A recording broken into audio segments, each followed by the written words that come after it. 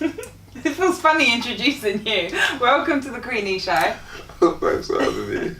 So this is going out on Top, obviously, and the video is going to be released whenever we decide, really.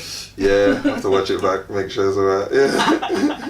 You don't trust me, babe? No. Yeah, of course I trust you. I just don't trust the camera. I don't trust Rach behind the camera, that's for sure. So this one's going to be a bit different, people. Normally, obviously, we'd be here to talk about all the music, but there's another issue at hand that we really need to get into. Pretty much to do with the Home Office and a deportation case. So give us a little bit of background to the story.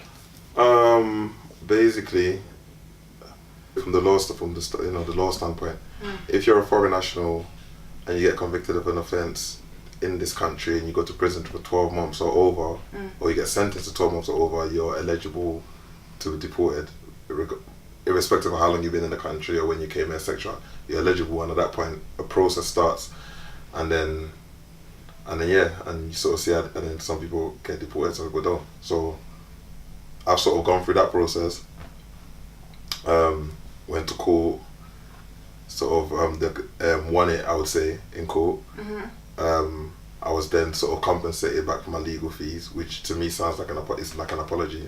Sorry for making you go through this, here's your legal fees. And yeah, I just sort of started getting on in my life, and then before everything took another turn again, but yeah.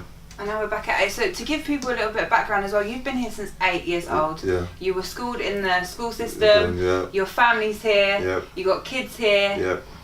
To me, that's just madness. Yeah, no, definitely. I think it is a crazy thing, so to speak. Because for me, it felt like double punishment, because it's like, okay, I've been to prison, paid for my offences, something I'm very remorseful for. And then to then get told, obviously, yeah, on top of that, we want to deport you. It was kind of like, hold on, you're punishing me twice, type thing. And my whole thing was always about, there is a change, in me. I have made a change, and I need to be given the opportunity to demonstrate that. Yeah. Opportunity which I was given, which I have been demonstrating. So where we are right now kind of doesn't make sense based on, in terms of due process. And I can first-hand say, Vic goes into schools, he goes into prisons, he's been into the Houses of Parliament to talk about this stuff. You're a good role model. A lot of people look up to you. And even your probation say that you're completely on the right track. Yeah. I think obviously for me, I would like to think it's an error, it's a material error in law. I wouldn't like to think this is just the norm. This is how people get dealt with, but unfortunately it kind of is. But I'm just having to take a positive look on it in order to just keep me, in a good mind space, because it's really stressful and the language is quite aggressive. You're kind of made to feel like, sometimes the situation made me feel like, hold on, how long have I been in this country again? What didn't I go, education system, etc., etc. But yeah, so it's just about trying to look at it a different way, but it is a serious, really difficult situation. But yeah, it's a very stressful situation. We're going to get into now what exactly brought this back around. So obviously you had an opportunity to go on tour with quite a major company. Yeah, no, definitely. To do a European tour. Actually, before that, I think it was a couple months before that, it kind of started. It was all the whole uni thing. Oh yeah. So basically, I'd had some time on my hands. I said, probation officer said to me, do you think about, studying anything? I said, I actually wanted to go back into uni and do a degree. So she was like, okay, you might as well just go and enroll. So I enrolled in Greenwich University for a degree in event management. Went through, started my semester and everything. My student finance kept not going through, and I was wondering what was taking so long. I contacted the student finance office. They said it's a hold up at the Home Office. So for me, it's like, hold up at the Home Office. I'm not a person of interest to them. I don't have no sort of situation with them. So I sort of rang them and sort of said, this is a situation, apparently you guys are holding it up. And it was just like, at that point, it was kind of like, yeah, we'll look into it or we'll let you know, but they were just dragging their heels, and I kept phoning, I kept saying, then I realised, wait a minute, is there a problem here? Because this should be straightforward. I don't understand, what the situation is. And they were like, they'll look into it, but they're not sure how long it's going to take. So I had to defer my first year, which I didn't want to do. It's like, okay, cool, well, when you pass the deadline for the student finance, you can't, you might as well defer the first year and come back. So I did that. Then a couple months later, we get the opportunity for the tour. Yeah.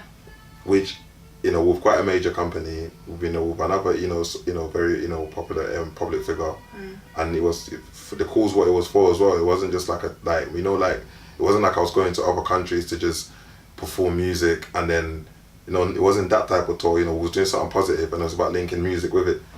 Something I was really looking forward to, and then, so at that point, I thought that'd be the turning point. So I contact them again and say, by the way, we're supposed to go on this tour, and then that's when the truth sort of came out.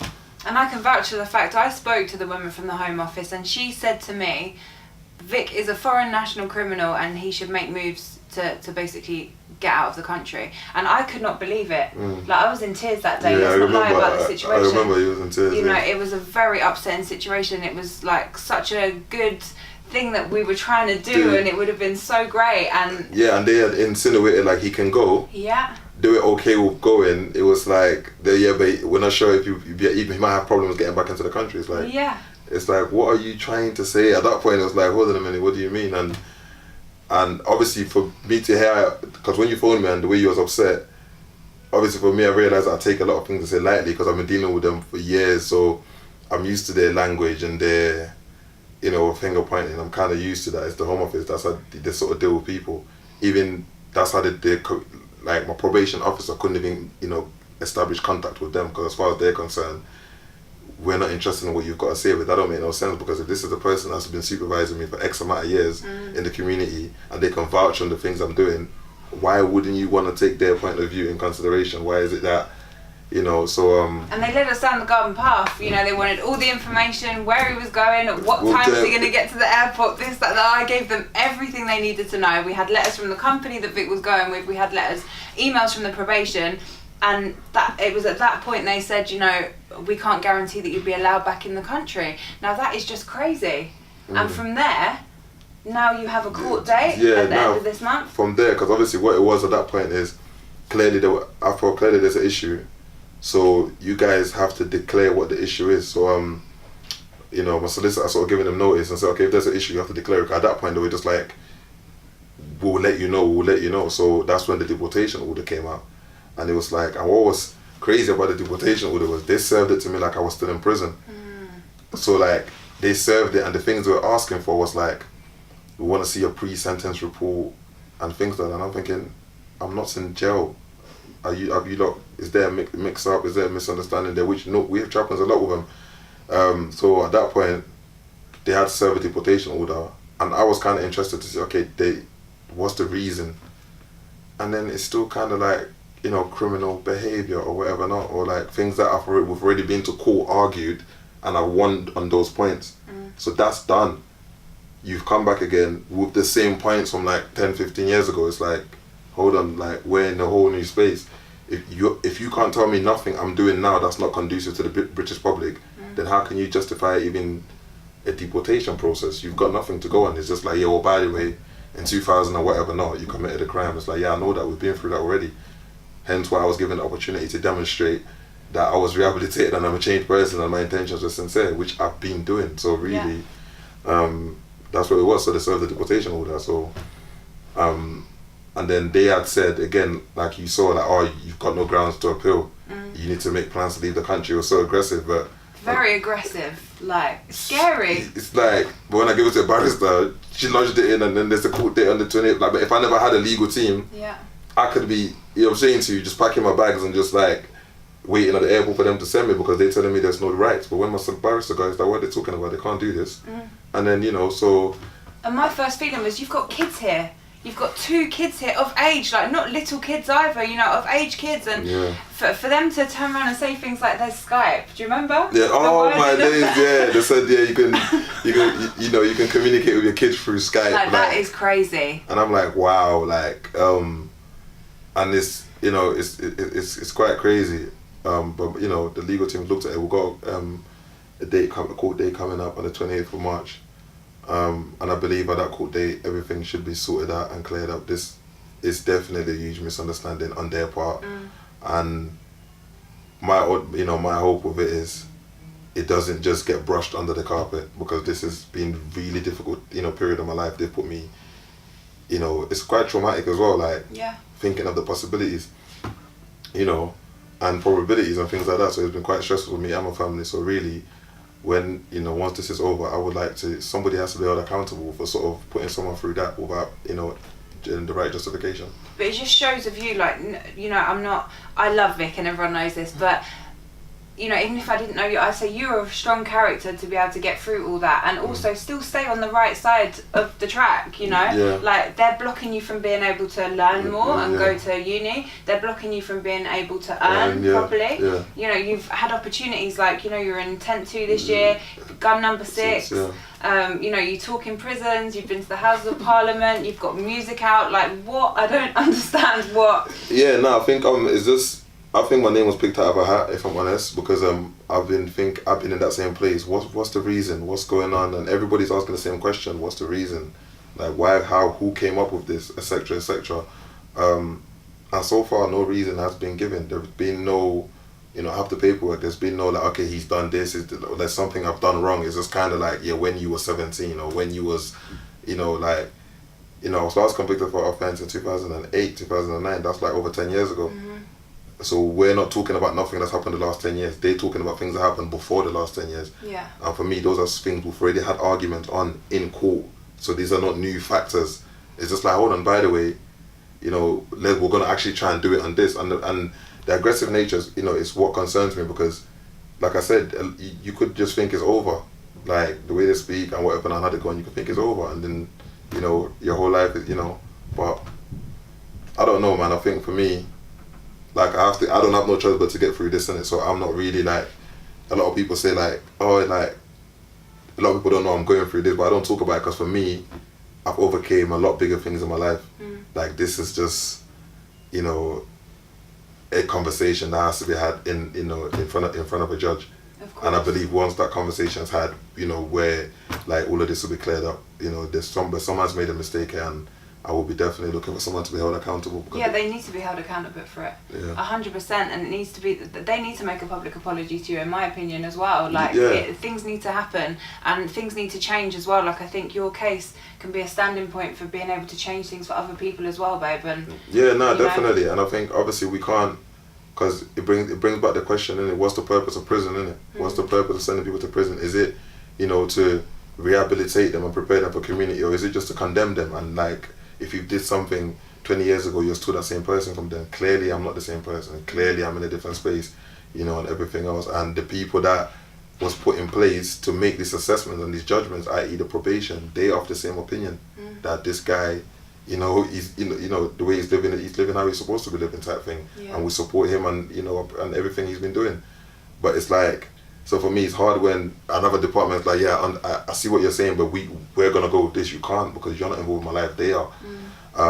And I've seen situations like this happen, and then they'll come out. I don't want, because what will happen is you'd go to court, they'd have a legal representative that doesn't work in the Home Office. He's just representing them, and he'd come and do for real, like, this is not, I don't know how this came about, and they'll try and brush it under the carpet. And then the case worker who actually, you know, gets this stuff together and try to get it served, they need to be held accountable. Like, for me, it's more about them, because there's one person that sat down, looked at this, took it to another person, and they signed off on it. Yeah. Nobody didn't act, so at no point did no one stop and think, hold on a minute, we're interrupting this man's life.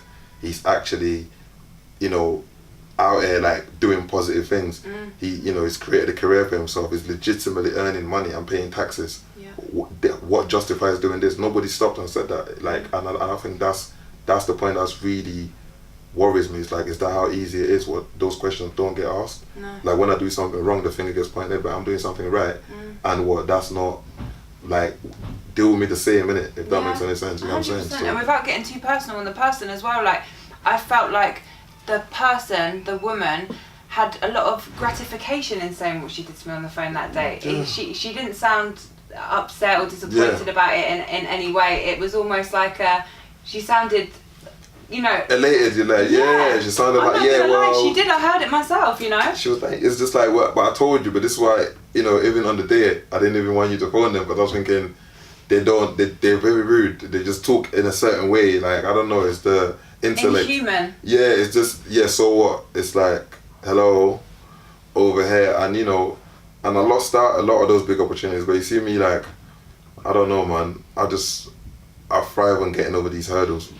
So it's like, it's stressful, it's difficult, but I can't be stopped, like, as far as I'm concerned. And if every time somebody got in my way, I stopped what I was doing, I don't think I'd get anywhere in life. So I think that's what you're sitting on an amazing body of work right now that you wrote a lot of that during them times. We're not going to talk too much about that because it's a bit of a secret right now. We're not. Yeah, no, we just got a lot of things. As I said, we've got a lot of things on the table, and we're just waiting for this situation to be sorted, and we can, give the people the work, if that makes any sense. And I'm really looking. And if anything, this is added context to the project because it's just like I can't make this up. No. I really can't make this stuff up. And I hope people get behind you. Like if you're watching this right now, I want people to get behind Vic. I want us to all stand behind him and show them that we're not having this. Do you know what I mean? Like we need to turn up on the day and express how we feel about it. A nice way, in a good way.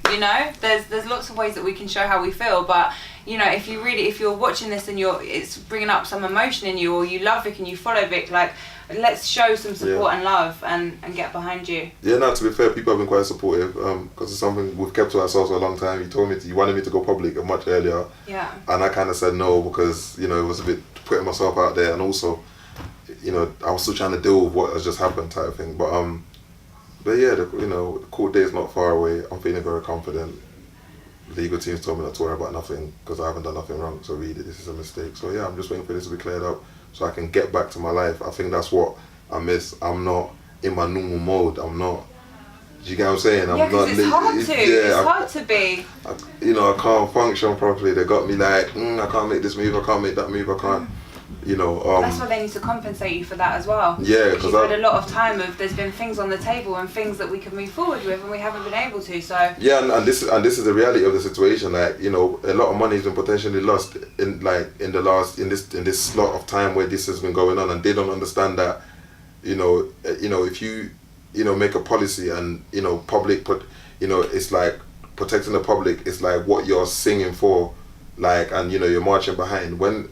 An individual like myself make the changes that I've made and put myself in the position I'm in financially in terms of earning, like you should sort of second that because that's what you guys talk about. You talk about living your lives accordingly and the rest of it, and that's why it feels like a trap in some sense. It feels like a trap in some sense. It feels like a trap. Yeah, it's a trap, but it's like, because let me just ask like a normal person, like if you're not allowed to like earn money legally and you're not allowed to study, like not allowed to claim benefits. You're not allowed to, so you're not allowed access to none of those things, yeah? Like, and what do you do? What do you do? Clearly, there's a one door they're opening for you. Like, okay, cool. Well, you might as well just go back and commit crime. But then that's the trap because you're gonna say this is the reason you're pursuing me in the first place. So it's like they put you in a box, and it's quite difficult, and it's not fair. I think that's what it's not fair to people. Like, and thank God I got the support network that I've got that. I was able to sort of kind of get through this without even, but what about the person that ain't got the support network or don't have the resources that I have and don't have the understanding of just the law itself? Like, this, it could be something that can be really stressful for somebody, but yeah, I'm just taking it a day at a time at this point. I just wanted this to be over so I can get back on with things that I'm doing. But thank God at least the opportunities are still on the table and more opportunities are still coming. 100%. So I'm grateful for that, and like I said, this will just add to my story when we get to the checkered flag. It will just be another thing to talk about. This time next month, I'm hoping we're going to be on a beach somewhere. We're going to be in a beach somewhere. That I told you, listen, I got caught on a Thursday. I'm going to be out of the country by the Saturday. I'm leaving court. I'm taking my passport to court with me. You want to mind I don't leave court and drive straight to an airport and the last minute .com thing. Like, yeah, see you later. I'm going, that's it. I'm catching a flight. Bye. I'll be joining you, don't worry about that. But yeah, no, definitely. I mean, it's, I think the frustration is what I'm struggling to deal with. Like when the emails come in, do you want to do this? Do you want to do that? And as you know, when we're having a project sitting down like the one we've got, we can't waste the opportunities by just randomly doing things for the sake of it. Yeah, but it doesn't make any sense. It still plays on my head like, oh, bro, when we're ready, are they gonna, have a slot for us. Do you get what I'm trying to? So those things worry me. Like, has that opportunity gone? Oh snap! He just asked me to do this, but I can't do it because I'm not ready. I can't put my new music out yet. Yeah. Is that opportunity gone? It's all them little things, kind of. Yeah, I'm saying to you, they kind of rub me up the wrong way a little bit because it's like I hate missed opportunities. But that's why it's good to speak on it so people do know what's been going on. Yeah. And I think what you'll find is this will open even more doors if that's even possible. Yeah, definitely. I think obviously definitely more. Like I said, there's a lot. We've got the potential for a lot to happen, and a lot of good things to happen, and I really want to get back to studying as well, and complete my degree and things like that. So I'm very hopeful for the future. And like I said, you know me, I'm a positive person. You are very positive. I just take it on the chin and crack on. Scares me sometimes how positive you are. And that smile, like, come on, peeps. Yeah, nah, you know me, I just gotta keep. You can't kill his vibe ever. Nah, I gotta keep it going. I'm here. I got this far, so we're gonna just keep going, man. One foot in front of the other. Thanks for coming on here to chat about it. Yeah, man, you already know. I think next time we sit down later in the year, it's going to be a much different conversation than what it is now, I know, it's been quite different. I've been going to radio stations and it's like, oh yeah, by the way, we can't really talk about Vic's music today, but we want to discuss this situation. So I've been trying to adapt to it, in terms of sitting in front of cameras and not talking about music. Yeah. But yeah, now we've got to do this, man, and also to just shed light on it because there's a lot of people that are going through it, people that I know personally that have been deported because they never had the right things in place to sort of challenge something like this, so like I said, I'm very fortunate to be able to challenge it, and I really want to shed some light on it for other people that go through it, etc. Hopefully we can build up something maybe to help people in the future that are going through this as well, Yeah, no, definitely. Something close to our hearts for sure. No, it's definitely needed. I mean, one of the main things to touch on is like most people going through this, they don't have access to legal aid, so you can't challenge this legally with legal aid, so you have to actually privately pay for a solicitor to challenge it. So, and not everybody is in that type of position. So for me, it's like I really would like something to be in place to help people, that haven't got the resources. Like I said, fight something like this, But yeah, no, definitely, I'm gonna keep shedding light on it. But definitely. 100%. Right, before you go, can you just plug your socials? I know you've got so many followers already, but for anyone watching this that doesn't follow Vic, where can they find you? No way, I always need more followers. Find me obviously across all socials, VICZ official. That's VICZ official. Across all the socials. Yeah, and obviously digital stores, check out, we've got some stuff on there. Don't worry, we're gonna add some new stuff soon. But yeah, man, definitely just stay tuned. Thank you. Yeah.